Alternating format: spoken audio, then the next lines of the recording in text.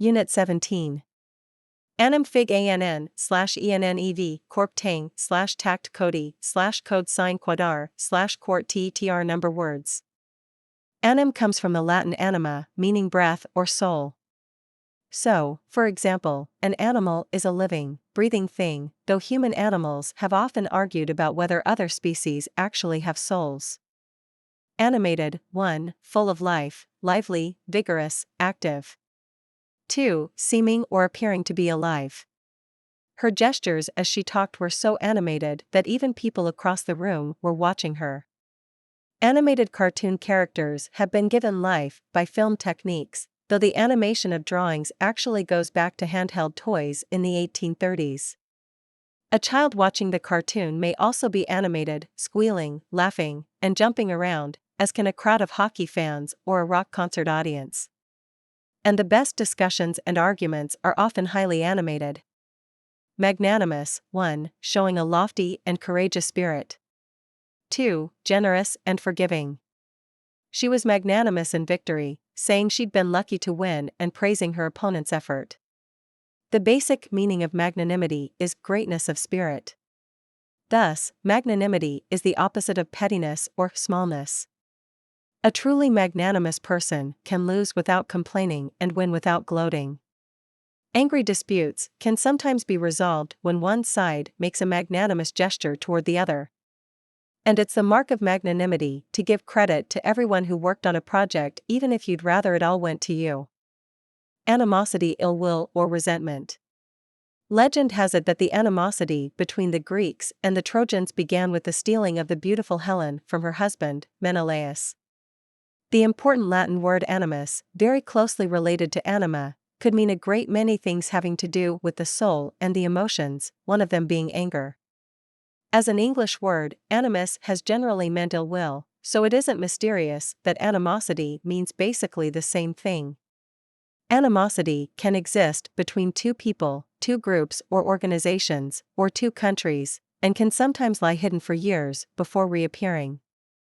The deep animosities that exist between certain ethnic and religious groups sometimes seem as if they will last forever. Inanimate, 1. Not alive, lifeless. 2. Not lively, dull. The sculptures of Rodin are so expressive that, although inanimate, they seem full of life and emotion. The couch you sit on while you watch TV is an inanimate object, as is your footrest, your bag of snacks, and your remote control. Spend too much time on that couch and you risk becoming a couch potato. A potato is an inanimate object. Fig comes from a Latin verb meaning to shape or mold and a noun meaning a form or shape. So a figure is usually a shape.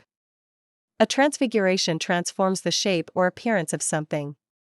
And a disfiguring injury changes the appearance of part of the body for the worse. Figurative, 1. Representing form or figure in art.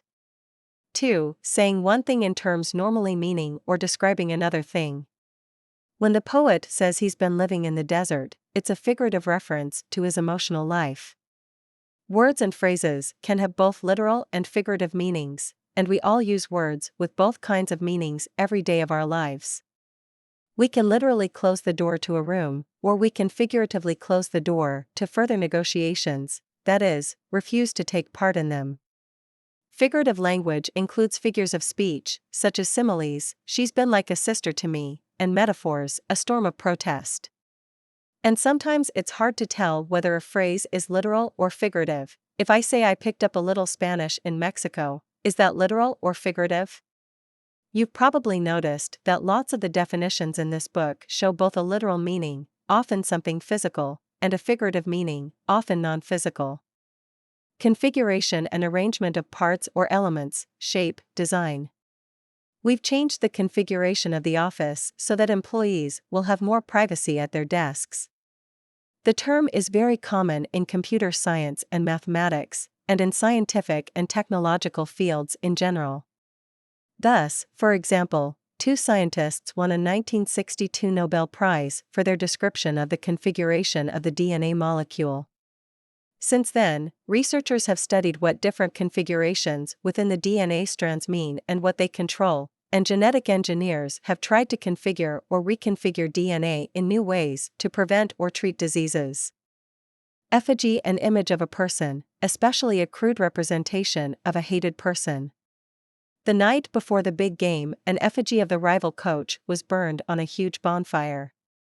It was the practice of the ancient Egyptians to bury an effigy of a dead person along with that person's body. The idea was that if anything happened to the body in the afterlife, the effigy could be used as a spare. Effigy now usually refers to crude stuffed figures of the kind that get abused by angry protesters and unruly college students. But the small dolls that witches have used to bring pain and death on their victims can be called effigies as well. Actually, those witches and college kids seem to use their effigies for pretty much the same thing.